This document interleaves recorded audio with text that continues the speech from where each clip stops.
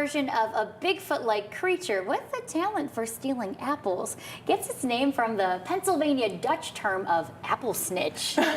Fox 43's Alex Cawley looks into the lore of the Albatwitch in Lancaster County.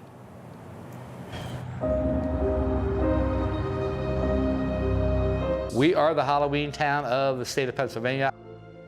I think it's the most haunted town around us, if not the state, the country. If it's haunted, it can be found in Columbia, Pennsylvania. But some legends have been around longer than others. Youth groups doing this over 100, 120 years ago, they built up this history. And why did they build up this history? Why were they looking for this creature?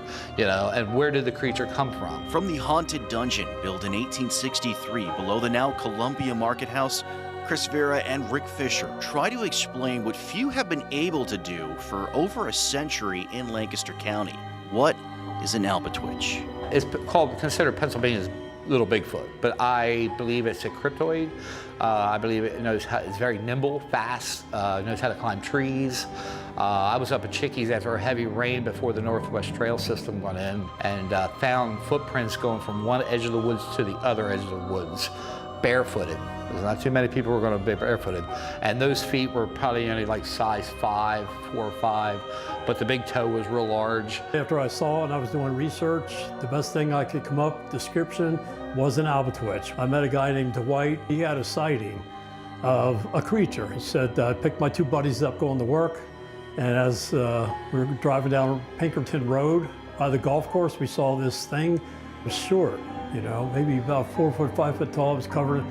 And I thought he just told me what I had seen. The more sightings that come to light of this mysterious and mythical creature, the more others are willing to come forward. When they do put it in the newspaper, people do approach me and say, hey, that thing you saw, I saw one too. So I've gotten at least 15 reports of the same thing I've seen in this area along the Susquehanna. We do nighttime haunted trolley tours. We go up to the Zion Hill Cemetery, we turn off all the lights, and Rick Fisher and I start talking stories of the sightings. And about 5 years ago, this is back about 50 yards back into the woods, this is where we see 5 sets of red glowing eyes coming out of the woods staring at us. And you can see them blink, you can see them move tree to tree. It's terrified me because I'm not the only open window, so if they come after me, I'm the first one to get yanked and eaten alive. We had Bigfoot hunters from out west come in for this, and they were on the trolley. They had to go back the next day because they'd never seen anything like that. While most sightings happened at night, I headed to Chickies Rock during the day. It's not because I was scared at all, just because I work the morning show, so I have to go to bed early. Again, totally not scared at all. After a thorough stakeout from the safety of my car, I tried to cover my scent by eating apple cider donuts and drinking apple cider, and then headed into the spot where many Albatwitch sightings were reported, with some help from its favorite item. As I trekked towards Chickies Rock, stories continued to replay in my head. What they said, they saw a creature hunching down on a big branch up in the tree, and they said it took off through the canopy like it knew where it was going. And they saw the head of what they said, it looked like a Bigfoot coming towards them. They saw like a 6-foot creature loping towards their car. After a few laps and keeping my head on a swivel, my search came up empty. But I don't know what happened to that bag of apples.